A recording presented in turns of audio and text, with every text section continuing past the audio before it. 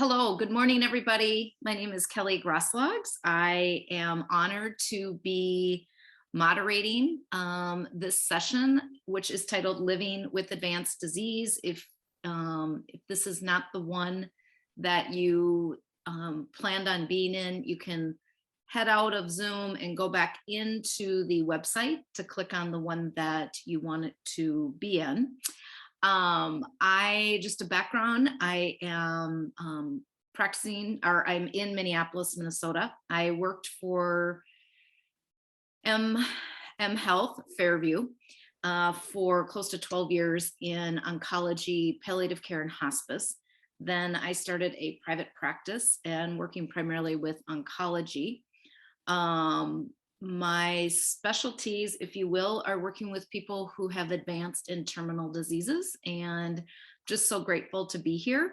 We were supposed to have two panelists, but we have our wonderful Allie who's here. And Allie is actually joining us, I just learned this, on spring break from Florida, and she's flying back tonight. So Allie, like, huge thank you to you for doing this, because what a beautiful outreach that you're giving us, especially on your vacation. Just so grateful.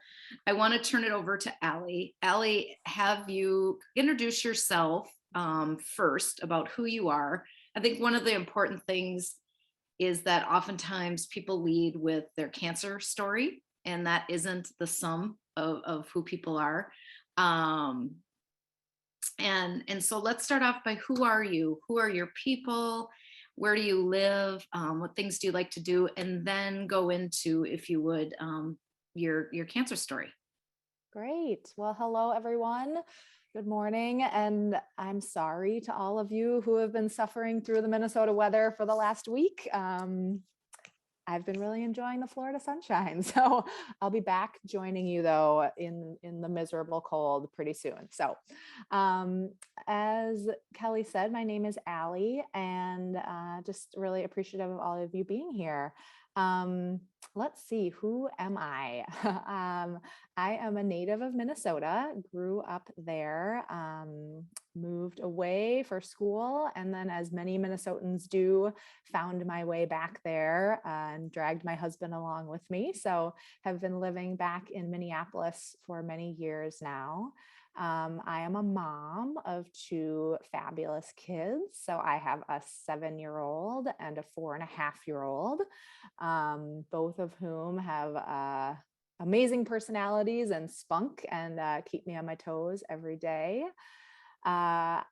Professionally, I work in the field of early childhood education. So spend a lot of my time thinking about families with young kids and how to support them. I am lucky enough to be able to work in a family business. So my mom was a preschool teacher and started a child care center about 46 years ago. And my dad joined her, and now my sister and I work in that field. So we own child care centers in the Twin Cities. And so get to spend a lot of time supporting young families and engaging with kids, which is a pretty wonderful thing to do every day. So I feel very lucky for that.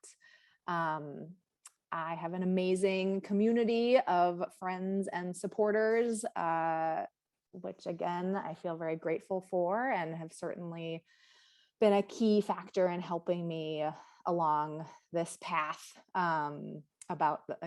throughout the last several years. So we can talk more about kind of the impact of that supportive community as we go on. But yeah, I am a person who loves to read. I love to be outdoors. I love sports. I'm a soccer fan. So my kids are starting to play soccer themselves now, which is very exciting for me, and just enjoy trying to spend as much time with friends and family and the outdoors as I can. Sometimes in the Minnesota winter that gets hard, but looking forward to the spring and to all that brings ahead. In terms of my cancer, I was diagnosed at age 34 when my son was 3 and my daughter was 5 months old. So I was breastfeeding at the time and felt a lump, which for those of you who have breastfed is a fairly common thing, right? Lots of people get clogged milk ducts. And so I kind of didn't think anything of it. But when it hadn't gone away in about a week, I had just this feeling that it was something more. So, went in, discovered that it was triple negative breast cancer.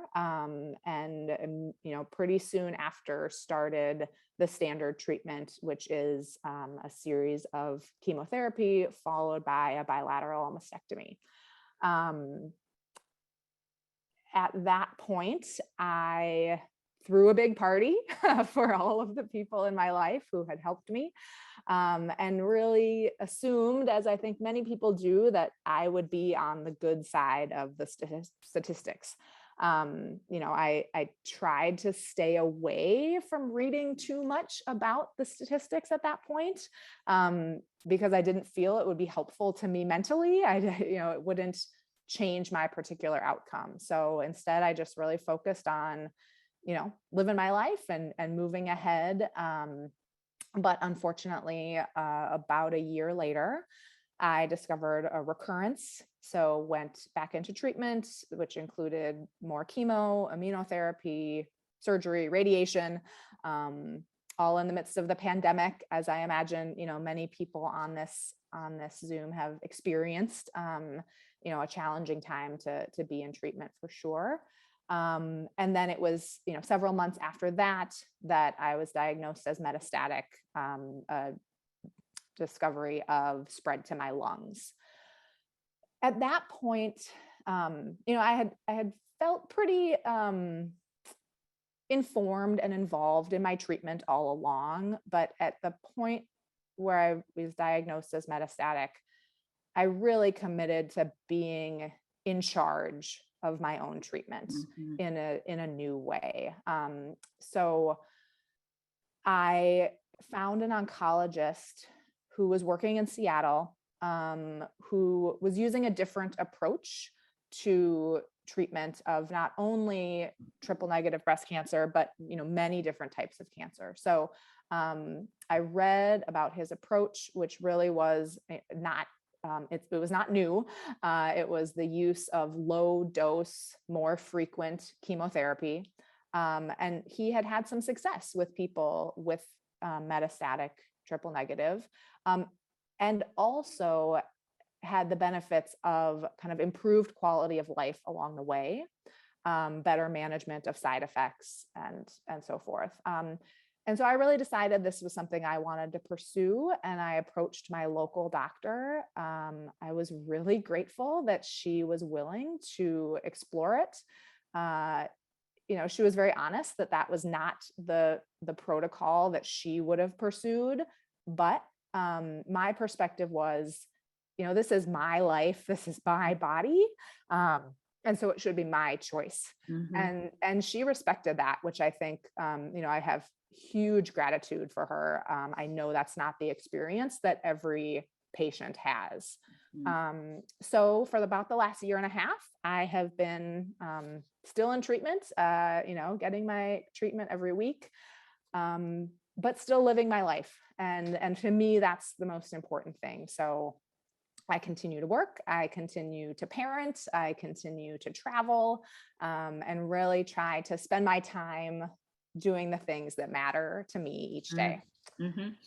That's beautiful. So Allie, are you co-managing the cancer with your local oncologist and then the oncologist in Seattle? I am. So a hidden benefit of the pandemic actually was that insurance companies became more willing to allow telemedicine. Yeah. And so in a previous world, I would have had to travel to Seattle in order to engage with this doctor. But because of the timing and the things that were happening with COVID, I'm actually able to see him over Zoom. And so he and I consult, and he sets my chemo protocol, and then my oncologist here implements it. Okay. and monitors my symptoms and side effects. And so, we have some back and forth, but interestingly, it's all through me. So the two of them, Okay. for whatever reason, don't choose to talk to each other. Okay. But I talk to both of them, and kind of, and they, their staff sends notes back and forth and that type of thing. But yes, Sure. I am a patient of each one. And so we kind of work on the plan collaboratively. And your insurance covers both those. They do. Okay. I think it's important for people on the call to know that you can utilize, especially if your clinic here in Minnesota does not have an expert in your diagnosis. Mhm. Sometimes you don't have to necessarily go outside of the state. You could maybe be at the U, for instance, and your community clinic. So I think that's really important to know. I also love that you had and have an oncologist that's open to it. I think that's the thing that I often talk to people about is I think it's the oncologists and the medical team's responsibility to say if something might be harmful to us. But if Certainly. if it's just a matter of no, I don't like to work with other people Mhm. or whatever that may be, then it probably requires you searching for a new medical team because I do think you're right. Your body, your intuition, your choice. And sometimes people try things and say, "You're right, this wasn't for me." Mhm. And sometimes people try things and a year and a half later, they're still engaged with it. And I'm a huge proponent of minimal side effects. I mean, who wouldn't want to sign up for that, right? If that's a focus of someone. So kudos to your local oncologist here. And truly, because I think that's important. Cancer oftentimes happens to people. Patients have to find out how they can implement things that happen for them, for their highest good, not Mhm. to them, so to speak, because there's this kind of to the person mentality. And we really want to see it that we choose things that happen for our highest good. So, congrats to you for listening within. How does that, can you talk a little bit about how does that look? Do you email the center for, how does that look Yeah. for people that are trying to navigate that? Yeah. So great question. So the first thing I did initially was explored my insurance, right? To see, Yes. was this person going to be covered as a kind of out of state provider? And indeed they were. So that was a huge win.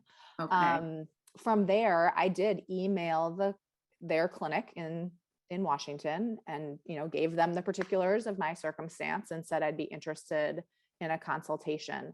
And so now, for administrative things, I email their staff. And then when I have regular visits, and those are over Zoom. So Okay. I set it up the same way I would set up a visit with my local oncologist. It's just, instead of going into the clinic, I hop on the computer. He and I have a conversation much like this. Okay. And then from there, he will, either email me or fax my doctor the next line of treatment. So my treatment actually changes every 3 months. Okay. And so part of that strategy is to try to prevent chemo resistance, which, Hmm. as everybody on this call likely knows, Hmm. is usually a major challenge for stage 4 folks. Hmm. And so there is more kind of ongoing, what's happening next. Okay, I'll do my scans. Then what are the next 3 months going to look like? So I would say, as a patient, it's been very easy. Okay. And again, the technology really helps. And I think just having, I don't know that 5 years ago it would have been as easy as it is now, right? Because there's so much that's electronic, and the insurance companies are open to telemedicine in a way that they didn't used to be. Yeah. So that's been a huge Absolutely. benefit for me. Absolutely. Talk a little bit about, let's go back to the initial diagnosis of metastatic, Mhm. or when you were diagnosed metastatic, because I think some people are on this call, maybe were recently diagnosed with stage Mm. 4, or have had a recurrence and it's stage 4. Can you talk a little bit about how you navigated the fear Mm. component of that, and what that looked like? How were there some things that you remember talking to your family about, or things that people said that were very helpful? Because obviously, the first, at least the people I've worked with, the first kind of thing is like, am I going to die? I mean, Mm. that's kind of, and leave the kids. And so a lot of Mhm. times that's, and I think we have to just embrace and let those things kind of flow through. But do you specifically, I know this doesn't apply to everybody, but how did you navigate the fear or the unknown when you were first when you were first told it's metastatic? Yeah. Well, I very specifically remember where I was when I Mm. got that phone call from my doctor. I remember having my first and only panic attack in Okay. my life. So again, I think, and of course, those are the Right, things that are going to happen, and there's no shame in that. right. Um, from there, I think it was a process of intensity that that alleviated over time. So I feel that the first week or 2 weeks, probably month after that news, uh, my husband and I cried a lot, sorry, together. Um, Yep, yep. Spent a lot of time with family. Um, but also my personality is one that I'm pretty stubborn. I'm pretty determined. So, in addition to the fear and the sadness, there was also pretty deep dive into research and what are my options, what are the possibilities, which is partly how I found this doctor in Seattle. Um, I think as a young mom, there are of course those questions of, what's going to happen to my kids? What am I going to miss out on? Mhm. Those are very real, and there's right, you can see Of course. um they still are. I think um as the days and weeks went by, um I really tried to turn my attention to how can I make the best out of today. Mhm. And I think it's okay. It certainly was okay for me to give myself that time to be sad and angry Yes. and uncertain and fearful. Those are all, completely valid emotions. Um, and I think in order to get beyond them, you need to sit in them for a while. And the time it takes for that is going to be different for each person. Mhm. Um, but it's real. For me, coming out of that phase, though, the importance was, okay, so what am I going to do now? What am I going to do to enjoy my family today? What am I going to do to engage with my friends and loved ones Mhm. today? How am I going to make space and time for that? And trying to recognize that, well, the reality of death might be more real for me than it is for others. None of us know how much time we have on this earth. Um, and so we all should be trying to live that way, right? It just kind of came into closer focus for me than maybe it has for others. But I think hopefully it's the way we're all trying to live each day. And so for me, that's where I've been really trying to focus my mental energy, um, and let those moments of fear and sadness come when they need to come, but not to stay there. Yeah. I think, one thing that has been important for me to just remember and keep at the front of mind is, if the bad outcome happens, it's going to be sad enough and awful enough at that time. I don't need to bring that to today, right? I don't need to double that sadness. I don't need to kind of take away from today what might happen tomorrow. Let Yeah. that live in its own space, and let today be about today. Yeah. That's so beautiful. And I imagine with time you've been able to embrace that mindset, right? Like sometimes that maybe wasn't as easy so to speak, quote unquote, in the beginning, Mhm. when you're in it. And I think one of the things I often talk to people about is living life in the both and Mhm. mentality versus the either or mentality, which is what our society likes us to live. Either we're sad or we're hopeful, either we're angry or we're Mhm. this. And we get to be both simultaneously. Like you can be sad and scared and still have moments of hope Mhm. and still have moments of gratitude and still have moments of things that I think are important. And one of the things that I've often observed with people over the years is the amount of energy used when people shame or judge how they're feeling. And it's Mm. just kind of futile. It's like, some people get really good news. They've had all this scanxiety going into the scan, and then the news is no progression. And yet they continue to feel scared or maybe not as elated as quote Mm. unquote they should.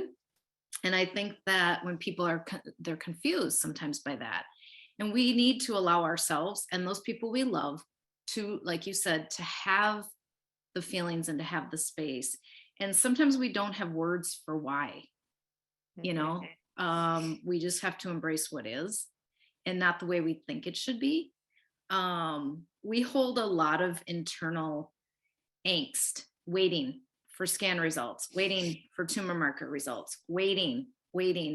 And sometimes when the news comes, whether it's good news or not good news, the soul just kind of has to have this moment of letting down. And so, one of the things I would suggest to people on the call and also people that care for and love people with advanced disease is that people need their space. They need to have whatever it is. And the best way we can be with people is to show up truly in the most non-judgmental and loving way. And not necessarily in the beginning is it helpful to say, why are you feeling this way? You should da, da, da, Mm. da.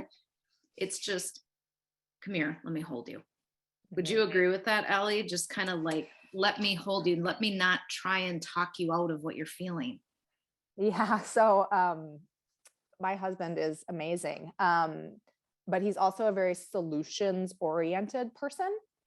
So when you start talking to him about something, he's got the answer, right? He's going to fix it. He's going to solve it. He's going to Yeah. move you to the next place. And, pretty early on in this process, he and I had a frank conversation and I said, you know what, sometimes I don't need the solution. Yeah. Sometimes I just need to be sad.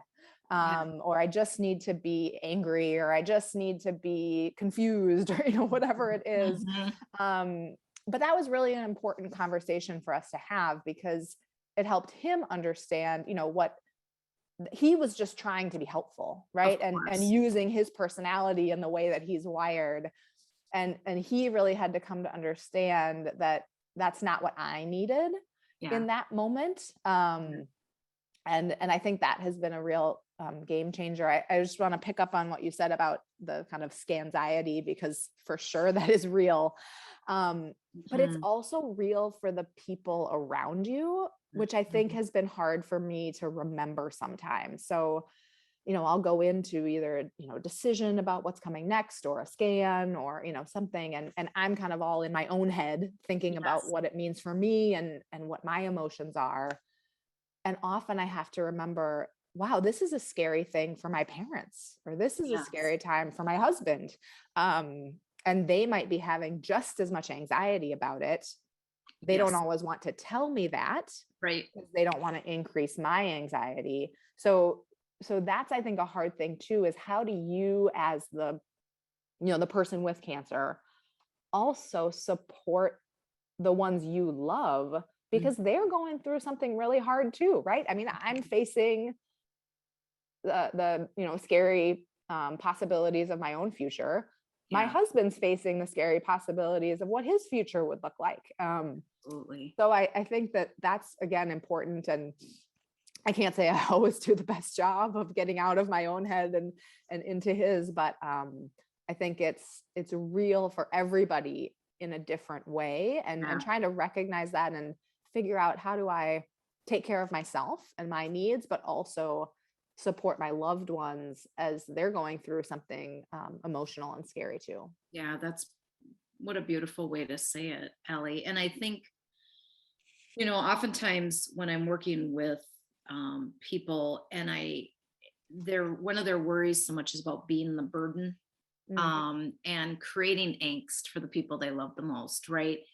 And I think so there can be a lot of anxiety about, yes, how this will impact you, but also having to tell um, your parent or your partner or your best friend or whomever that is. It's also really important to remember that we are not ever doing this intentionally, to hurt. And people, they say, oh, I'm hurting them. And it's like, no, you're not hurting them, but the results and the information is what hurts. And Mhm. so I think that there's a real difference in that terminology, because when we walk around thinking that we are inflicting this upon people, it can feel really hard. And it's like, no, this news is you did not ask for this cruel disease. You did not ask for any of this, but it's the information that's hard. And I think that that's an important distinction for people listening to this to remember, because people can get down a real rabbit hole of feeling like crap about themselves and what kind of people they are, because all these people around them are hurting because of what they're experiencing. And Mhm. I just think it's important for us to remember that of course nobody would inflict pain on people they love intentionally. Nobody. And it's also the people in our life, it is their job and their responsibility also to get support that goes that way. They have to have layers that go that way, not coming in towards you, because it Mhm. can be a lot for the person living with cancer to be supporting and holding everybody else up, right? Mhm. um Absolutely. you know Absolutely. it can be. I also, can you talk a little bit about, at least in your experience, what's been helpful from the people in your life? And probably true, like anybody that's gone through cancer, there's been the people that have shown up that you're surprised about, and there's the people that haven't Mhm. shown up that you're surprised about. But what's been helpful in terms of for you, and I know this is all personality differences about what's helpful, but for support, what holds you up the most? Yeah. Absolutely. Kelly, can I just quickly, I see that Doug has put a question in Oh, the sure. chat. So I just wanted to respond to that quickly and then Absolutely. we'll move on. So hi, Doug. Glad to hear you're feeling great. I don't feel qualified to answer the kind of medical element of your question, although I do hope you're able to find some of that research. I know it's often really challenging to try to figure out, in all of the statistics, where does my particular experience fit? And are Right. there even enough statistics about my path to be helpful? So I wish you the best in that. But you had a comment at the end about you've never felt like a person with metastatic disease. And I just would echo that. Um, Mhm. People always, ask me how I'm doing, and it's like, I'm great. They tell me I have cancer, but like I feel great, which is Aw. always, in some ways, it's a wonderful place to be, right? I know there are so many people who suffer with really debilitating side effects, and I feel so much sympathy. Um, and yet it's also kind of a mental game to think, I'm a young, healthy person. I still run. I'm active, and so sometimes it messes with your mind a little bit to Sure. say, but I have this thing that is inside of me, and yet I feel really good. How do I square those two things? And I think that for a lot of people can be a blessing as well as a challenge. Mhm. So I guess I just continue that, or I hope that you continue to feel great, whatever's going on, because for me, um, a big part of managing my way through this has been continuing to live my life. Yeah. And I can do that because I feel good, because I have energy, because I, for the most part, don't suffer from extreme side effects. And that, I think, just mentally for me makes a huge difference.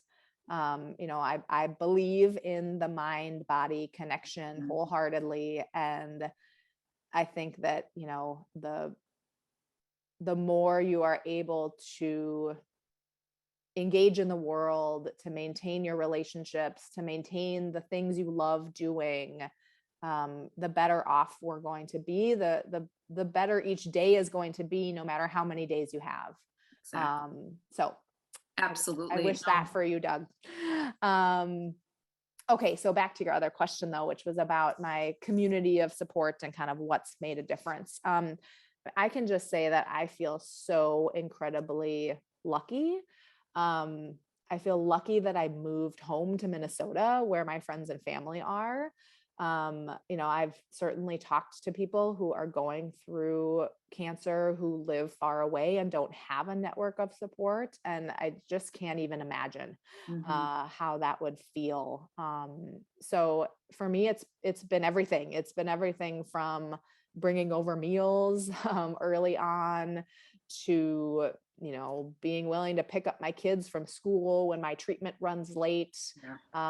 One of the things that I did that I am so glad for is from the very beginning when I was initially diagnosed, I invited different people to come to treatment with me every week.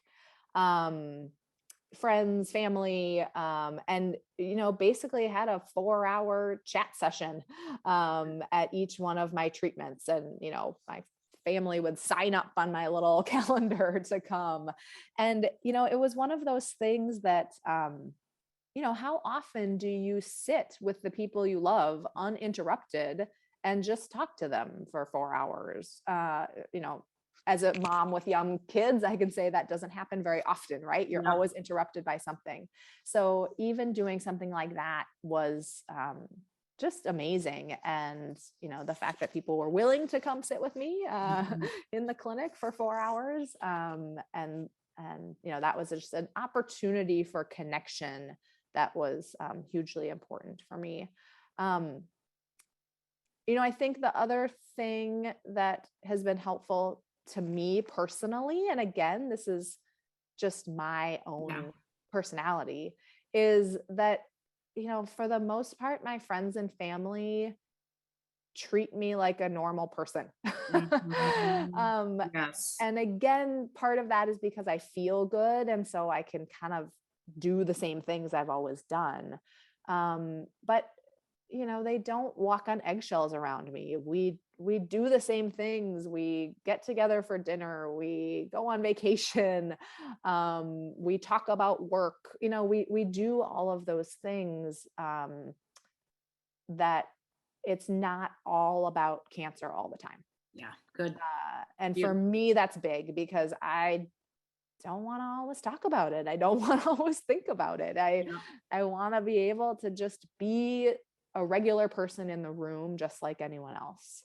Um, so again, that's my personality, and I think that that's the tricky thing, is figuring out what's helpful for you, You. Yeah. and knowing yourself a little bit. I think is really important in this process, and I think often it's you get to know yourself pretty quickly, your strengths, your weaknesses, what's helping you, what's maybe not helping you, what parts of your personality are maybe not helping you so much right now. Yeah. But for me, that's been huge. I think that's beautiful. Have you experienced grief over people that haven't shown up for you in the way you need? Hmm, that's a great question, and I have not. Um, That says a yeah, lot. I Says a lot haven't. about your people. Most often people will have that person that they Mm, counted on but didn't show up, or mhm, and oftentimes that's about that person, right? They can't handle mhm, it. But I do want to acknowledge that there is a grief that happens when you're diagnosed with cancer. Grief is not just about death. mm, It's about any kind of change of something that you were attached to, and we're attached to our lives prior to a change. And so there's grief, but there can also be grief about people. mm, And that's a real loss. And so anybody listening to this, just know that I hold that space for people, because it can be so hard when our expectations are that these people that were very close to us would call us or would ask us how we're doing or would Mhm. offer more, and they've kind of dropped off the map. And Mhm. people can really feel abandoned. Um, and I think that, I'd be curious to hear from people if you want to type anything about this or ask, because it's a real phenomenon, and it oftentimes has to do with the fear of from the other person. They start to withdraw from you because Mhm. in the event that this disease would take the person's life, then they think, oh, that I'm already apart, or Mhm. they truly don't know what to say, and Yeah. it scares them. I One do of have some people who, I wouldn't say have drawn back from the relationship, but I certainly have some people in my life who I just know are never going to ask me a direct question. Okay, so there you go. And Yep. so, whereas other people are going to, and I just know that that's because they don't feel comfortable. And that's okay. It's a little weird sometimes. I think I just spent 3 days with this person and they didn't ask me one thing Right. about cancer. Like, that's kind of odd. But I just know, it's like I know that person well enough to Yeah. know that they don't know what to say. They don't want to maybe make me feel sad or anxious. Um, they maybe are just in denial. Yeah. So, Yeah. but again, I guess I am able to recognize that it's about them, not about me. So Yes. I Good, Ellie. just don't worry about it. And again, I think that comes with you've been living with this for a few years, right? I Yeah. mean, there's I know there's people on this call that are just starting to lean into this experience, or were Yeah. just newly diagnosed, and possibly all the balls are in the air right now and not even realizing which end is up. So you bring Yeah. such hope, Allie, that you bring such hope that this can settle, Mhm. that you can feel comfortable in this experience, with some empowerment. And I Yeah. think, you said something really important in the beginning, which I think is true across the board, is you put your energy with who matters most and what matters most. And one of the things I've often witnessed people is they are just like, hey, I don't have the energy for this. In my previous life, I may have gotten all whipped up in this drama, and I just don't have the energy because I want the energy to go into the kids. I want the energy to go into my job. I want the energy to Mhm. go into walking the dogs, not trying to get all whipped up in this situation that really at the Yeah. end of the day isn't in for your highest good. Yeah. I think you said something earlier that just really resonated with me, and it's this living in this balance Yes. between hope and what I always struggle with what the other thing is. To me, it's kind of a recognition, I guess. I don't want to say reality because I don't know. Right. Um, but I think that is the hardest and yet the most important thing of living with stage 4 is Mhm. maintaining hope that I might beat the odds. I Mhm. might, they might have new advances Mhm. in treatment. Like, those things are real. They do Yeah. happen. Yes. And yet, having a recognition that it might go the other way. Yeah. And how do I, it's a real tension between those. And I think that's the hardest thing that we do as those people who are living in this.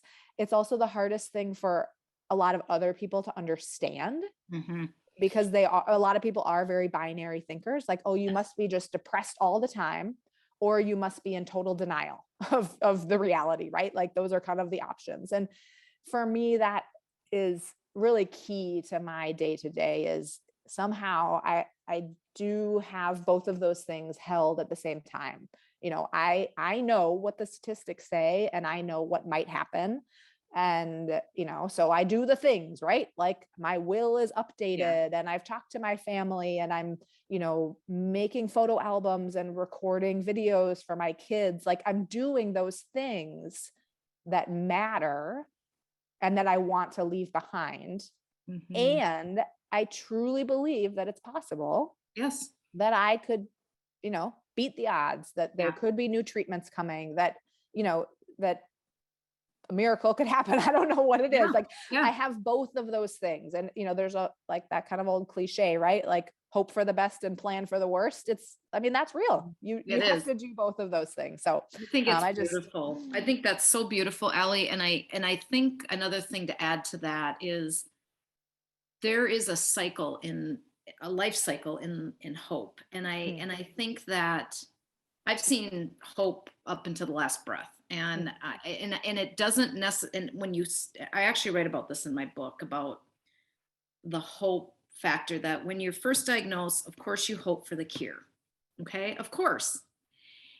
And then sometimes we realize that our hope is gonna be, I want this treatment to work. Then the hope is gonna be, I want my side effects to be different. Then the hope is gonna be, I wanna make it to that milestone graduation. Then the hope is gonna be that even when cure may not be on the table, mhm, there is still plenty to hope for. And I think we have to allow ourselves to go in and out like the infinity sign of our different hopes. Everybody thinks that, well, how can you be hopeful with it's all over your body?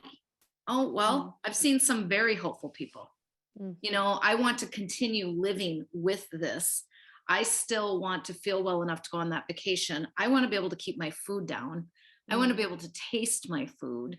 It's such a beautiful thing. And I don't know where in this world we assigned that if your original hope isn't looking possible, that then you get no hope. mm. Then it's like, okay, you've used it all up. And it's like, no, I just that just irks me, because I think there is always something to hope Yeah. for.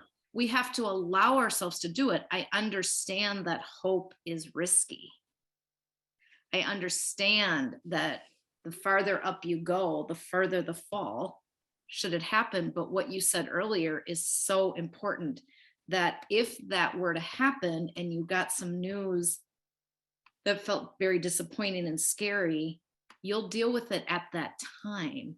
But why invite in that torture now, right? Like, Mhm. why not hold the space to be hopeful, if that makes sense? So I know we have 15 minutes remaining, but thank you for bringing that up, that hope and acknowledgement or recognition can live in the same space. You don't have to be, and if anybody ever says to you that's not realistic, um that person needs to be told that for this moment it is my reality. My Mhm. hope for the moment is my reality, as long as it's not hurting anybody or myself. It's my reality right now, and hope is medicine. It really is. It's a form of medicine, just like love, just like Mhm. safety, just like support. We can't minimize those things as medicine, Absolutely. truly. So we'll open this up now for questions and comments for the beautiful Allie, um, who I've been inspired today, Allie. I'm just so grateful for your beautiful words. And I know that for some people on the call, they may not feel as good as maybe you're feeling. They may not, all those things. And that, we certainly know that Allie's had her days where she hasn't felt great either. I mean, that kind of thing. Yeah. And so I think it's important to know that it's a experience that can look different every day for people. Um, and you have to really find Absolutely. those people that can hold you in those times that are difficult and celebrate with you in those times that are great. I mean, it's so important. And so let's see if the audience has any No. questions or comments. Yeah. Would love to hear from people. We all have our stories and our reasons for being here today. So That's yeah, right. toss out the questions, please. Yes, and comments. And let's see here. I appreciate the reply, Allie. Kelly, as a professional healthcare, are you privy to any data about immunotherapy, specifically primal life expectancy? You know, there's there's a lot, Doug, out there about immunotherapy. I'm not an MD, so I would really encourage you to talk with your provider. Also, there's a wonderful website called Smart Patients. And if you go on, I think it's smartpatients.org. If you go on that website, it is diagnosis specific. And what you can do is go on there, and there's people from all over the globe that are on there talking about different immunity or different immunotherapies, different treatments, different things that they've tried for side effects. It's really a great place of empowerment. I believe it's monitored by a medical professional. So it's a little different than Facebook, but that's something certainly to look at. How did you talk to your children, Allie, or have you talked to your children? Yeah, great question, Maria. Um, my husband and I have thought a lot about that, and it has changed over time as my kids have gotten older.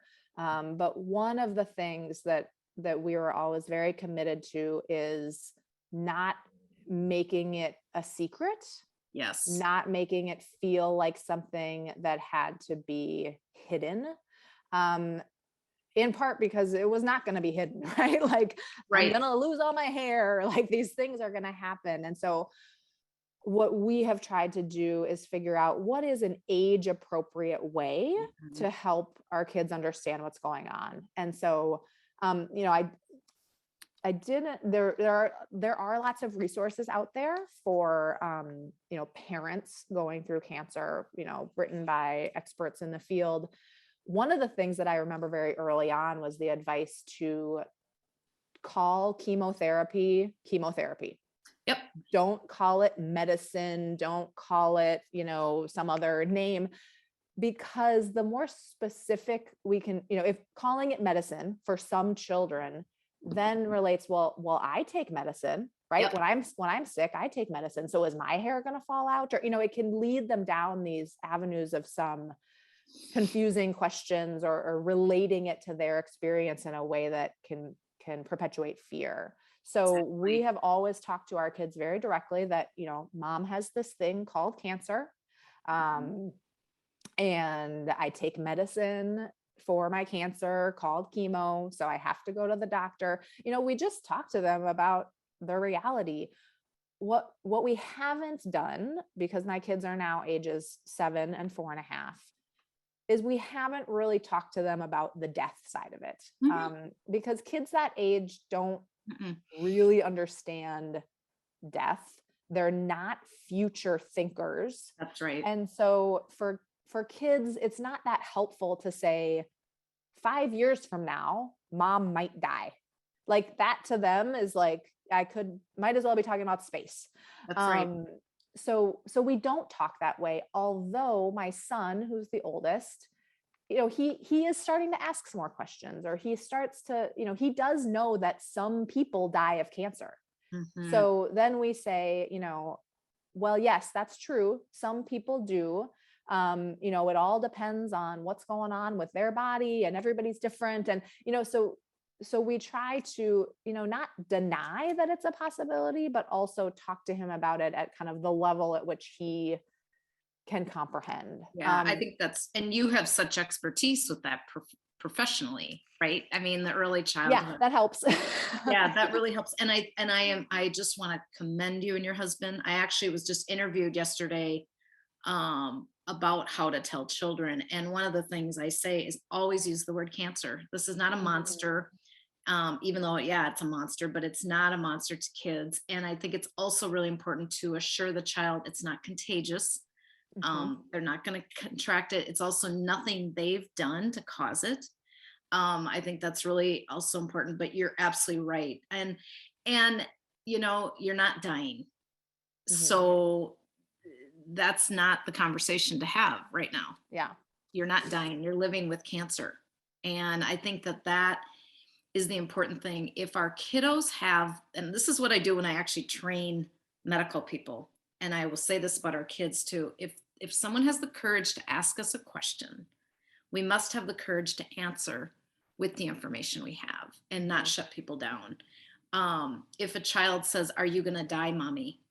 There is a potential that some people do die of cancer, but right now mommy's not dying. Mhm. Yeah. More often I'll say to my son, everyone's going to die, right? I mean, I think in general, I think our society is really afraid to talk Yeah. about death. Yep. And I think that starts out at a young age. And so I say to my kids, yeah, I'm going to die someday. So are Yeah. you. So is Yeah. grandma. And I Exactly. hope it's not tomorrow. And it's Exactly. probably not going to be. So, those are the types of things again, and I don't mean to be flippant about it at all. Right. I think it's really important to be honest with children and to speak at a level that matches their comprehension. That's beautiful, Allie. I also put down on here, I put the wrong website, but mnangel.org, Angel Foundation, for those of you that are in Minnesota, is a wonderful organization for how to talk to children. It's all for different cancers. They also have a wonderful kids camp that's free of charge in the summer, and it's for people with parents and grandparents living with cancer, and they are just out of this world. They do amazing things. So we have time for one more. Did you see the question There's a from Mark? question in a chat, yeah, from Mark. So Mark is asking about how my two doctors kind of coordinate with each other. Do they have, for case management and evaluating, making decisions? Really good question. So I wish that my Seattle doctor was on Epic because that's actually the Oh, best way, right? But many hospital systems actually share the same um, electronic medical record. So I've actually, I'm in the Park Nicollet system, but I have a consultation regularly with a doctor at the U of M. They're both on Epic. So it's amazing. They can just send notes to each other. Everything that goes into my chart in one place gets, immediately transferred over. So that's pretty slick. yeah. Unfortunately, my doctor in Seattle is not doesn't use that same system. So for them, there's a little bit more manual back and forth. But I think at the core of your question is about decision making. And the decision making really lies with my doctor in Seattle. So Mhm. and that is a choice that I have made. Okay. I have said, I want to do his approach. Are you willing to support that, to my doctor here? So my doctor here is a woman. So she and I have conversations about what might come next, but she's really taking a secondary role at this point. Okay. He is setting the protocol. And so he's the one who's kind of setting the game plan. Sure. And then I bring it to her and I say, are you comfortable with this? And she and I might have a little back and forth. There's sometimes that she doesn't totally agree, or she wants to, make a tweak. And so we kind of go back and forth that way. But I think if you were to have two doctors that were really on, trying to make equal decisions or, shared Mhm. decisions, that you might navigate that a little bit differently. But in my particular case, I've kind of, working with one of them on the real decisions. And my doctor here is really about implementation. Absolutely. That's so beautiful, Allie. Thank you. Yeah, there's no time for ego in this, right? I mean, Yeah. it's our, Which I think is hard. I mean, I have to say, I've talked to many people who have tried to do what I am doing in terms yeah. of working with multiple doctors. And many, many people have said, my doctor said no. Or they Mm, said, if you want to do that, go somewhere else. Right. And that to me, for all of the healthcare providers who might be on this, that to me is really, really unfortunate. mhm. Um, of course, people in that role need to protect the health and safety of their patients. Yeah. So if somebody's bringing something to you that's really, dangerous, Yes. absolutely you have to say, no, this is not a good idea. But if somebody's bringing something, if somebody who's stage 4 and all the kind of standard approach has to offer them is, months or maybe a few years, but no no real hope, which is how I felt about the kind of treatment protocol that most stage 4 triple negative patients are on. It's kind of like, well, do this until it stops working. Yeah. That's not a real hopeful place to be. And Mhm. I am grateful that my doctor was willing to kind of, set her ego aside and be willing to do this. But I unfortunately think that's not the case for a lot of doctors. And I think we're really missing an opportunity for people to to one, feel in control of their own fate Yeah. and get the best result for them for them at this time, given, the knowledge that we have. So I would just Exactly. encourage those providers among us to try to support, particularly stage 4 people in being participants in their care. Yeah. Thank you, Allie. We are being asked to wrap up. You did such Yeah. a beautiful job. You carried this all on your own, which I hope you can Oh, feel just like you gave a ton of hope today, and you inspired me. And I know you inspired lots of people. And I wish everybody, the rest of the conference, a wonderful day. Much peace to everybody that attended. Thank you for attending. And Allie, a huge thank you to you. thank you for everybody for being here. Appreciate it. All right. Have a safe trip back, Allie. Thanks. All right. Bye-bye.